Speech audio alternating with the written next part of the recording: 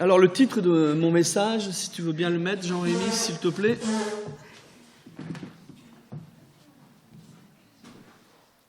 C'est s'adapter à ce que Dieu fait aujourd'hui. Alors pour appuyer ce titre de message, je vais partir sur ce chapitre de Matthieu 9, versets 14 à 17. Matthieu 9, 14 à 17.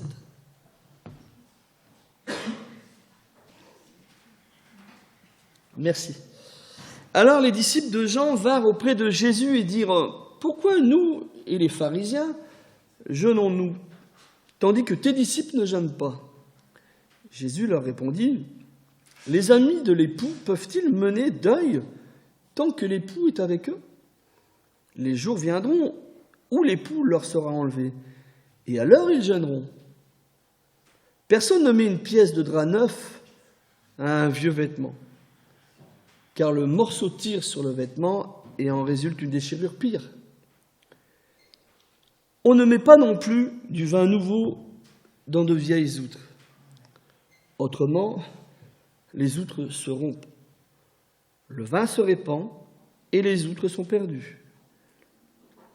Mais on met le vin nouveau dans des outres neuves et l'ensemble se conserve. Il y a pas mal de personnes qui sont autour de Jésus qui se posent une question et qu'on pourrait nous aussi se poser.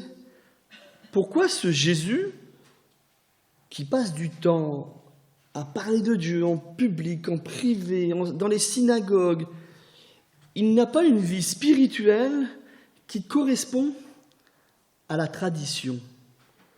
Une vie de sanctification qui transcrit exactement ce que la loi de Moïse dit. Je m'explique, le jeûne dans la religion juive, c'est obligatoire au moins une fois pour accompagner la fête de Yom Kippour. Et en parallèle avec ce jeûne et la prière, qui peut se faire seul, mais souvent en famille, et parfois même dans la synagogue, il y a 4 interdits qui dominent. S'abstenir de tout rapport conjugal, ne pas se laver, ne pas oindre son corps de lotion et de crème, pas de porter de chaussures en cuir, et aussi de ne pas travailler. Je vois Jonathan sourire, c'est vrai qu'il y en a certains qui j'aimerais bien jeûner pour ne pas aller se laver, surtout les jeunes. Le jeûne, il peut se faire aussi d'une autre occasion, en cas de deuil, en cas de période de besoin important, d'une recherche, d'une proximité avec Dieu, ou aussi de repentance à cause d'une faute qu'on a commise. Puis il y a aussi l'habitude de jeûner chaque semaine pour avoir cette proximité, entretenir cette proximité avec Dieu. Les pharisiens, les scribes, les disciples de Jean, tous les juifs engagés dans leur religion le font. Mais pourquoi pas Jésus ? Excusez, je vais encore monter un peu. Moi, je suis un tout petit peu petit, vous avez remarqué. Alors Jésus, il leur répond. Le jeûne, c'est très bien, mais ce n'est pas adapté à l'instant T, à ce qu'on vit maintenant. Ce n'est pas adapté. Le jeûne, comme je l'ai dit tout à l'heure, est associé à une recherche, ou aussi une tristesse, à un manque. Mais Jésus est là, il est parmi eux. Que manque-t-il à ces gens ? Que manque-t-il ? Jésus, l'envoyé de Dieu, le Messie, celui qui est là pour sauver et pour guérir, il est là parmi eux. Donc pourquoi jeûner ? Pourquoi se lamenter ? Jésus leur dit comme ça, il y aura un temps pour les lamentations. Il y aura un temps pour les lamentations. Et Jésus, il sait très bien de quoi il parle. Il pense à la croix, à sa mort sur la croix. Là, oui, il sera temps de se lamenter. Mais pour l'instant, ce n'est pas le moment. Mais aujourd'hui, il faut célébrer la présence de Dieu parmi les hommes au travers de Jésus. Il faut s'adapter à ce que Dieu fait maintenant, aujourd'hui. Si c'est le temps de chanter, chantons. Si c'est le temps de pleurer, pleurons. Et Jésus, il saisit cette occasion d'aller un peu plus loin et de leur donner 2 exemples à travers ces paraboles. On va essayer de les expliquer un peu parce que je suis persuadé qu'on n'a pas tous les mêmes talents. Certains savent coudre, moi pas. Certains peut-être savent faire du vin, moi pas. C'est un peu compliqué. Donc on va essayer de comprendre un peu ça. Et c'est vrai que on ne peut pas remplacer un vieux vêtement avec un tissu neuf. Parce qu'au lavage, qu'est-ce qui va se passer? Le tissu neuf va se rétrécir et il va déchirer à nouveau, voire même accentuer la première déchirure. Et on ne peut pas mettre à vieillir un vin, à fermenter un vin nouveau dans des outres qui ont déjà été servis. Car le cuir neuf des outres, qui sont toutes neuves, va se détendre avec la fermentation du vin. Et si déjà elle était déjà détendue, qu'est-ce qui va se passer? Ça va se briser, ça va se rompre. Et puis là, non seulement on va rompre l'outre, mais on va perdre le vin, ce vin nouveau. Et dans cette suite de prédications que je vous ai donnée depuis quelques mois sur le changement, ces deux versets qui viennent d'arriver me font rappeler une chose. Suivre ce que Dieu est en train de faire. Je veux suivre ce que Dieu est en train de faire. Je veux m'adapter à son action d'aujourd'hui, mais pas à celle d'hier. Je veux m'adapter à ce que Dieu fait maintenant. À l'époque du texte, dans le contexte où on entend, dans leur aujourd'hui, Dieu le Créateur avait envoyé son Fils. Et c'était un changement radical, mais vraiment radical, dans la relation entre Dieu et l'homme. La venue de Jésus, c'était quand même radical. C'est quelque chose, un bouleversement dans l'histoire du monde. Jésus vient apporter la bonne nouvelle de l'amour du Père, hors des cadres religieux de ses croyants.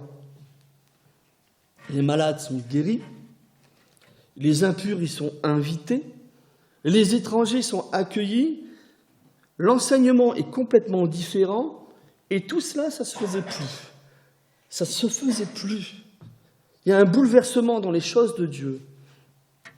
Sans être dans le contraire de la loi, bien évidemment, Jésus montre que l'amour inconditionnel de Dieu change ces anciennes règles. Il change tout. En venant incarner Dieu parmi les hommes, Jésus ouvre une nouvelle page dans l'histoire de l'humanité. C'est le temps de la grâce. C'est le temps de la grâce. Jésus va nous montrer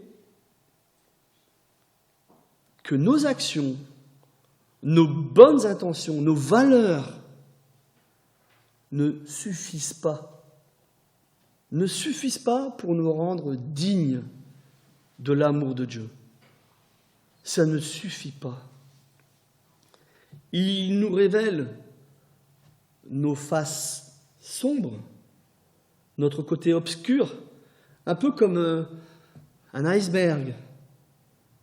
Tout le monde voit la pointe sortie de l'eau, mais celle qui est sous l'eau est bien plus importante. Bien plus importante. Jésus, par amour, va y porter notre culpabilité. Il va même l'expier. Il va expier notre culpabilité. Et il nous offre le pardon de Dieu. Il nous l'offre. Il n'y a plus qu'à recevoir, de prendre. Pas besoin de paraître bien, pas besoin de faire plus que les autres, pas besoin de s'appuyer sur des pratiques des pratiques rituelles. Pas besoin de ça. Par la foi, le salut nous est offert. Par la foi. Et l'Église du premier temps, l'Église primitive, comme on l'appelle, va en tirer une conséquence très très concrète. Jésus, par sa mort, enlève notre injustice. Par sa mort, enlève notre injustice. Il n'y a plus besoin de faire des sacrifices humains pour demander le pardon de nos péchés. Par sa mort, il est le sacrifice unique. Il est le sacrifice unique. L'apôtre Pierre va comprendre aussi qu'on n'entre pas dans le peuple de Dieu, dans la famille de Dieu, avec des règles extérieures, par des rituels ou parce qu'on vient d'une lignée particulière. mais qu'on est enfant de Dieu sur la seule base de notre foi en Jésus-Christ. Sur la seule base de notre foi en Jésus-Christ. Plus besoin de circoncision, plus besoin de règles alimentaires ou de rituels. Par sa mort et sa résurrection, Jésus nous rend pleinement dignes de vivre avec Dieu. C'est au travers de Jésus que nous pouvons vivre dignes en Dieu. La preuve, c'est qu'il a envoyé son Esprit Saint à tous ceux qui croient, même aux non-juifs, comme Corneille, même aux non-juifs. Les premiers chrétiens, ils ne changent pas tout quand ça leur arrive. Ils gardent certaines pratiques, comme le chant, la méditation de la parole de Dieu, la prière, l'entraide, car tout ça, ça reste pertinent pour connaître Dieu. Ça reste pertinent, ça nous aide à lui parler, à mettre en pratique sa volonté. On ne bouscule pas tout, on n'enlève pas tout. Bien évidemment que non. Mais j'ai une question à vous poser, franchement. Et j'aurais voulu la poser à toute l'Église, complètement. Qu'est-ce qui est approprié à ce que Dieu fait aujourd'hui?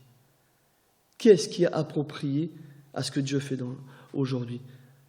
L'action bouleversante de Dieu il y a 2000 ans, c'est bien évidemment l'envoi de son Fils, qui est là pour nous sauver. C'est le pardon de Dieu à tous ceux qui croient, peu importe qui ils sont.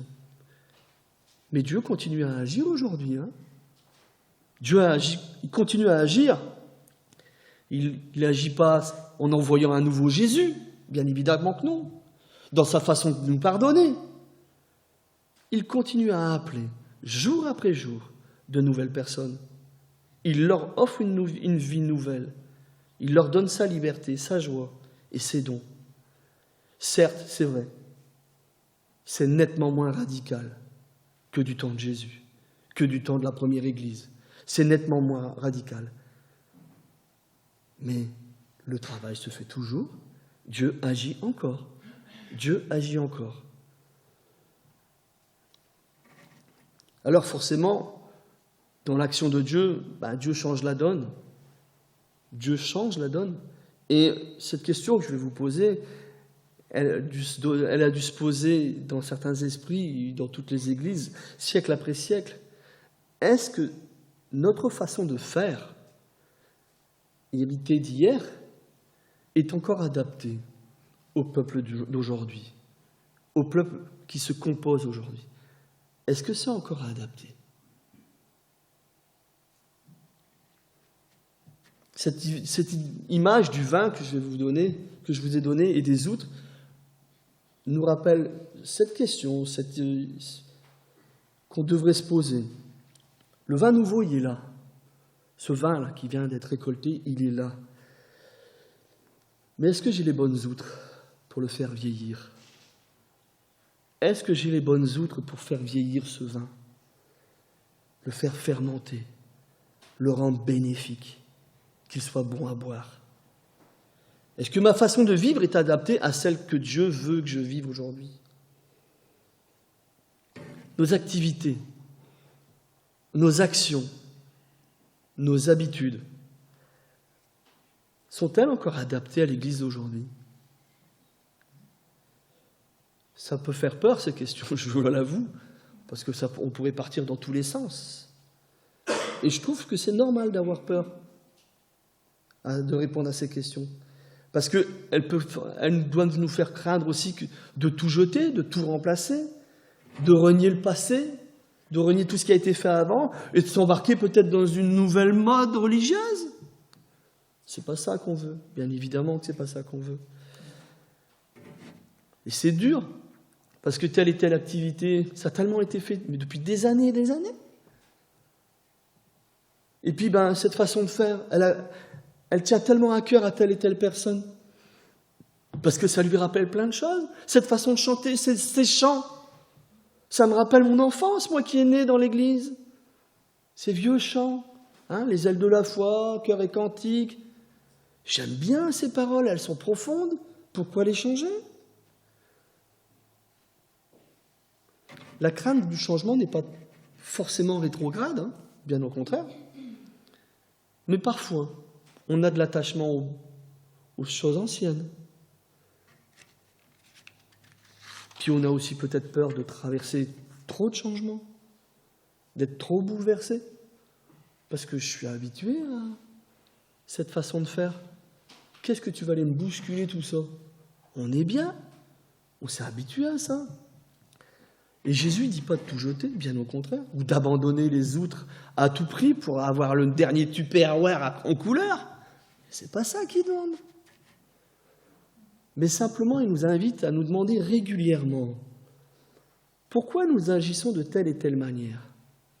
Il leur pose la question, pourquoi jeûnez-vous, dit-il aux disciples de Jean. Mais pourquoi vous jeûnez-vous? Et nous, pourquoi utilise-t-on cette forme, telle et telle forme dans notre vie personnelle, dans notre vie communautaire? Est-ce par conformisme? Par habitude? Mais est-ce que c'est encore conforme? Est-ce que c'est encore approprié à ce que Dieu réalise dans la vie d'aujourd'hui, en 2019? Attention, ça peut être pertinent, ces bonnes habitudes. Lire la Bible reste le meilleur moyen de parler, d'écouter Dieu, d'être enseigné par Dieu et de connaître sa volonté. C'est irremplaçable. Mais est-ce qu'on peut peut-être pas changer de traduction, de support?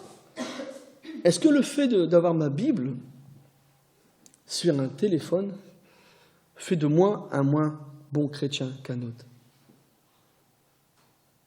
Et pourtant, certains critiquent d'avoir la Bible sur le téléphone. Ça déplaît, on a besoin du papier. C'est pas la Bible. Il faut peut-être changer la façon de voir les choses. Qu'est-ce qui est approprié?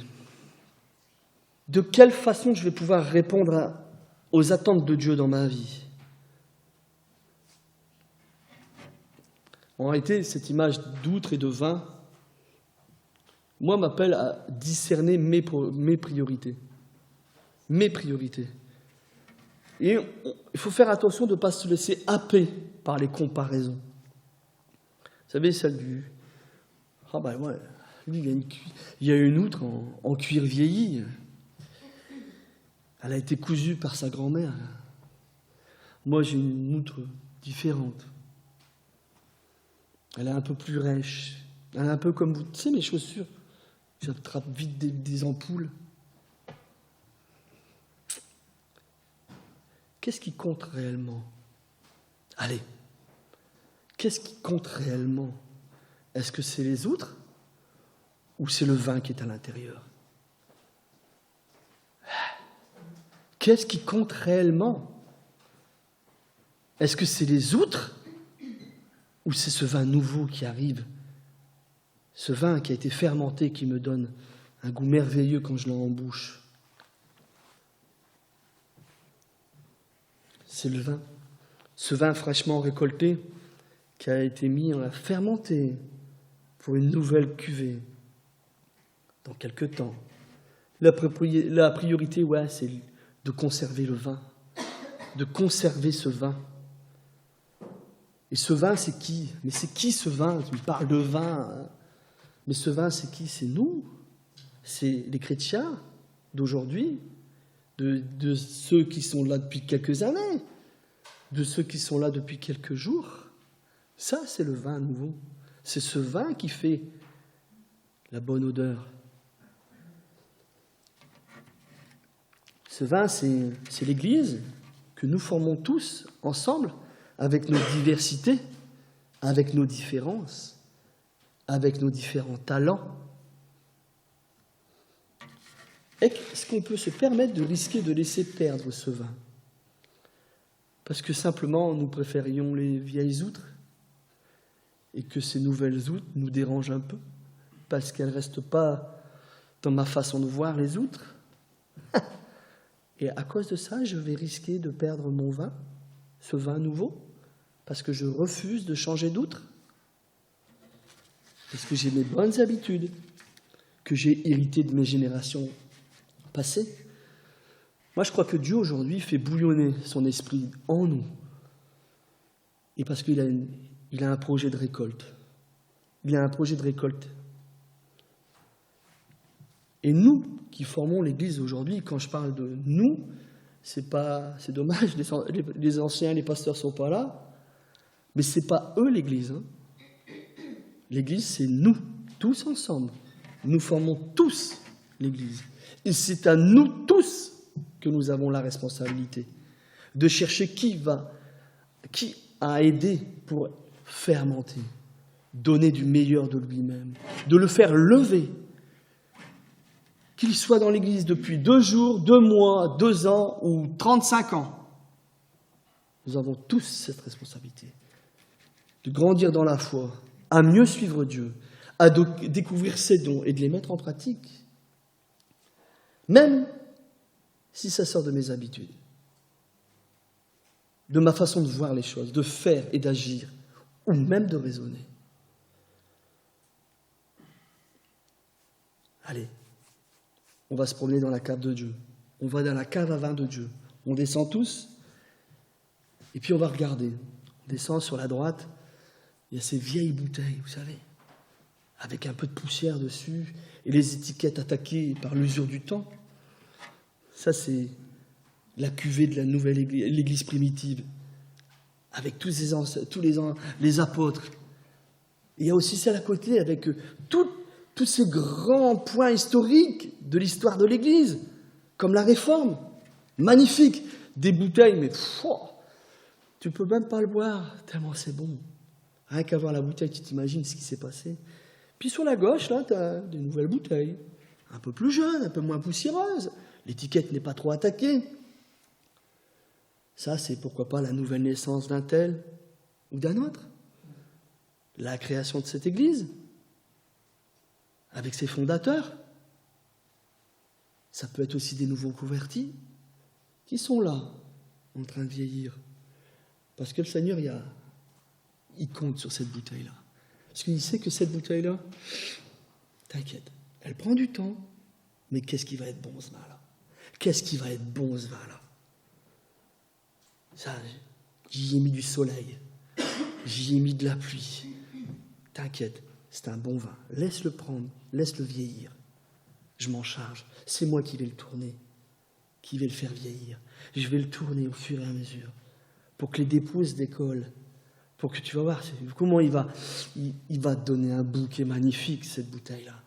Et pourtant, c'est une toute petite bouteille qui vient d'être mise en bouteille là. Peut-être pour certains, c'est de la piquette, aujourd'hui. Peut-être pour certains, mais pas aux yeux de Dieu.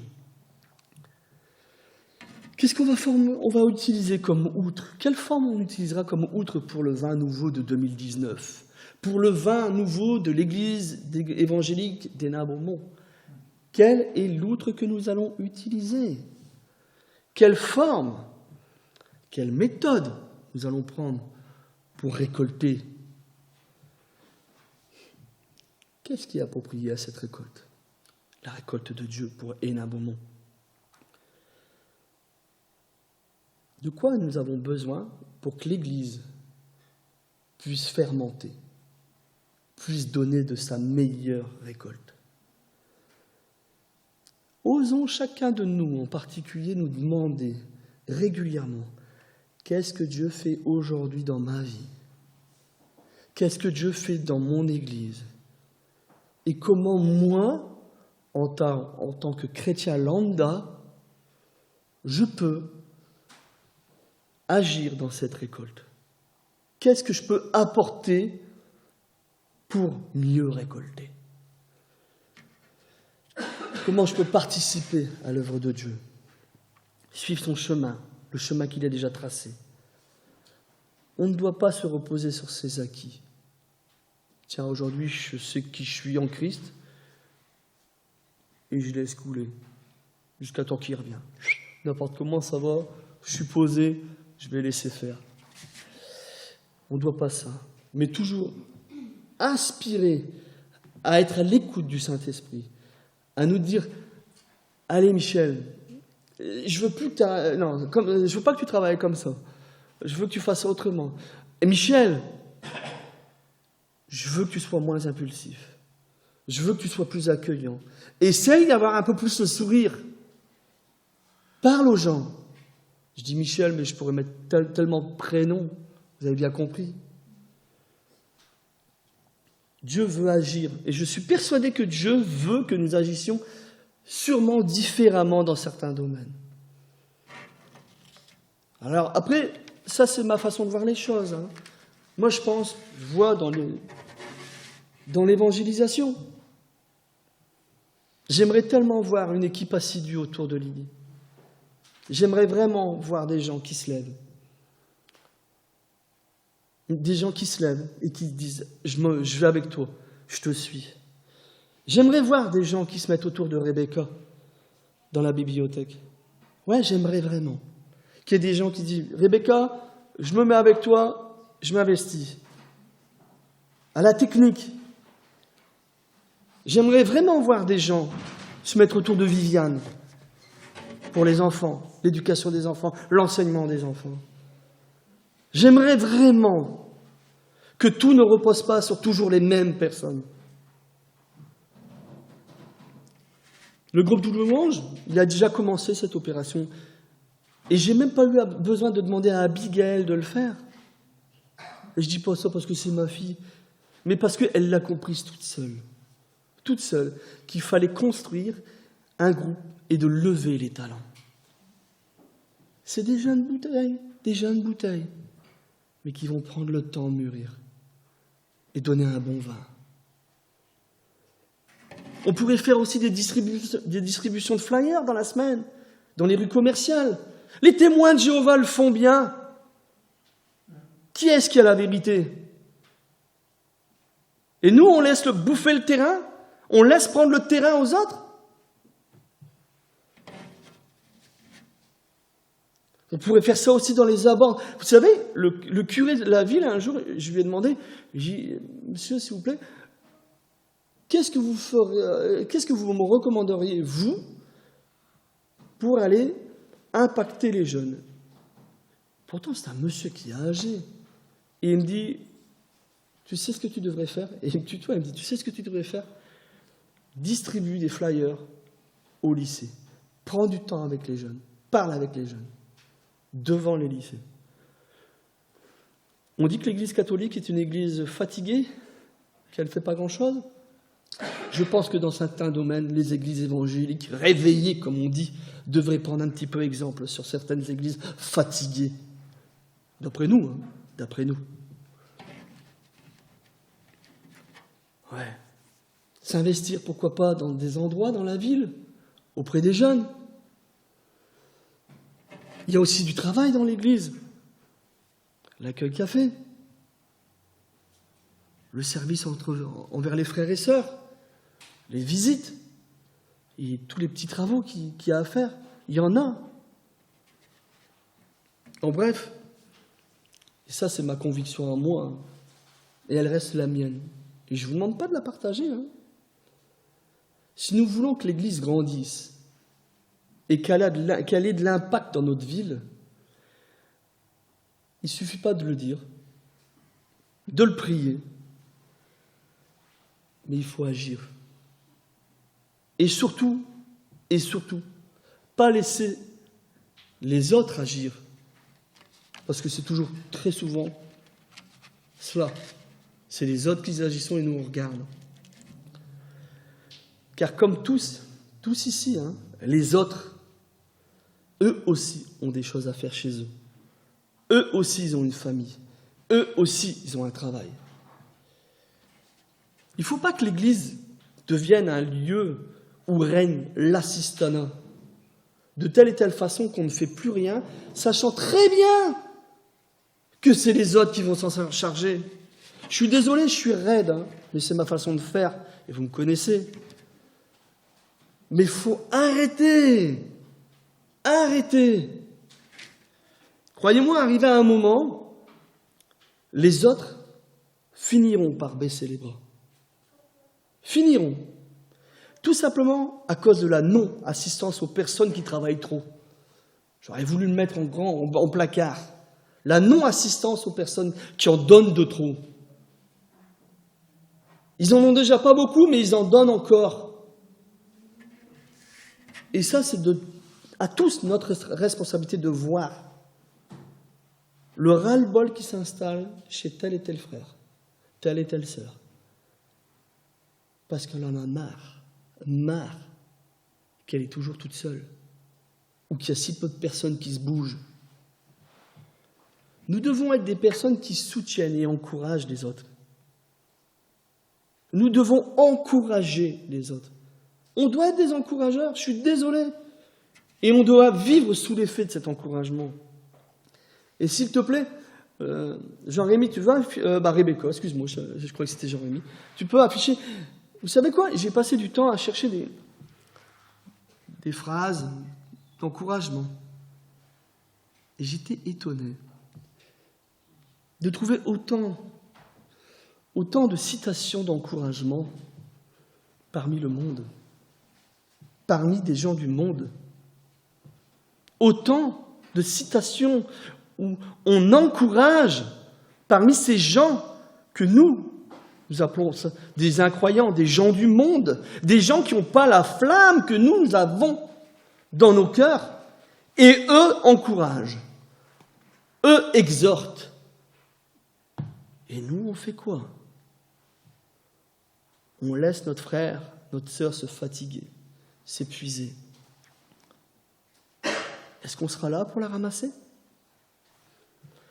Si tu veux bien, Rebecca, c'est juste après mon verset. Quelques mots d'encouragement suffisent parfois à faire naître la joie. Les discours agréables sont une douceur pour l'âme et remède pour le corps. Lorsque vous aidez les gens à se sentir mieux, ils vous apprécient et se souviennent. Une parole d'encouragement dépasse bien souvent en valeur l'expression de la vérité. L'encouragement n'est pas fait pour couvrir la vérité, mais pour la rendre plus motivante. Charles Schwab, il dit « C'est en encourageant l'individu qu'on révèle et développe ses meilleurs dons. » C'est énorme. Encourage ton frère, encourage-le, félicite-le, et tu vas voir ce qui va pousser. Tu vas voir les fruits que l'Église récoltera à travers son travail. Les bonnes paroles que vous prononcez pour encourager les autres feront autant de bien à eux qu'à vous. Je crois qu'on doit être une source de bénédiction pour chacun. Si vous traitez un individu comme il est, il restera comme il est. Mais si vous le traitez comme s'il était s'il était ce qu'il doit être et peut devenir, alors il le deviendra peut-être. Goethe. Schweitzer. Parfois, notre lumière s'éteint, puis elle est rallumée par un autre être humain. Chacun de nous doit sincère remerciement à ceux qui ont ravivé leur flamme. Une parole d'encouragement ne coûte pas plus à dire qu'une parole offensante. C'est tellement vrai. Mais on est tellement prompte à la critique. On est tellement prompte à la médisance. Les talents se fanent sous les critiques. Ils fleurissent et fructifient avec l'encouragement. On aide plus un être en lui donnant de lui-même une image favorable qu'en le mettant sans cesse en face de ses défauts. Albert Camus. Un mot d'encouragement venu du cœur motive en profondeur. Une bonne parole au bon moment peut améliorer une relation énormément. Jen Nelson, l'encouragement efficace atteint le cœur avant d'atteindre la tête. Eh ouais, le cœur. Et je crois que la parole de Dieu, elle dit, c'est de l'abondance du cœur que la bouche parle. Amen. Aimer quelqu'un, c'est lui donner de l'importance à ses propres yeux, l'aider à croire en lui-même. Victor Hugo. Plusieurs se plaisent à penser qu'ils peuvent se débrouiller seuls. Mais le sage, c'est que rien ne vaut les encouragements d'une personne qui nous aime. C'est tellement bon. Moi, j'ai besoin d'être encouragé. Je ne sais pas vous, mais moi, j'aime être encouragé parce que ça me fait du bien. Et j'ai besoin, ça me permet d'avancer encore avec ma assurance. Parlons avec l'intention d'aider nos semblables en réchauffant leur cœur, en stimulant leur qualité humaine et en orientant la conversation vers leurs bonnes actions. Choisis pour amis des personnes qui te soutiennent et t'encouragent. Ouais. Ne t'assois pas à côté des moqueurs, vous connaissez. La parole est d'argent, le silence est d'or, et une parole d'encouragement est hors de prix. Chaque être humain est doué de la capacité de soutenir et d'encourager ses semblables. Ce n'est pas réservé à une élite, ce n'est pas réservé aux pasteurs, aux anciens. Chaque personne doit et peut encourager. Simplement, il faut le vouloir. Il faut le vouloir. Sous la carapace de chaque individu se cache une personne qui aspire à être soutenue et encouragée. Considérez chaque jour comme un cadeau du ciel. La vie sur terre est trop courte pour être traitée autrement. Amen. Et je vais conclure avec ces 2 phrases que j'ai écrites. J'espère que ça va vous travailler ce que je vous ai donné ce matin. Et ce que j'ai écrit, je me le prends pour moi, croyez-moi. Ce n'est pas une fois que nous serons auprès de Dieu, car nous serons tous un jour auprès de Dieu. Mais ce n'est pas une fois que nous serons auprès de Dieu qu'il faudra se dire « Si j'avais su, je me serais investi un peu plus dans ce domaine. » Il sera trop tard. C'est maintenant que vous devez prendre des décisions qui vont changer votre vie, mais pourquoi pas celle des autres et celle de votre Église. Amen. Si vous voulez bien, on va se lever.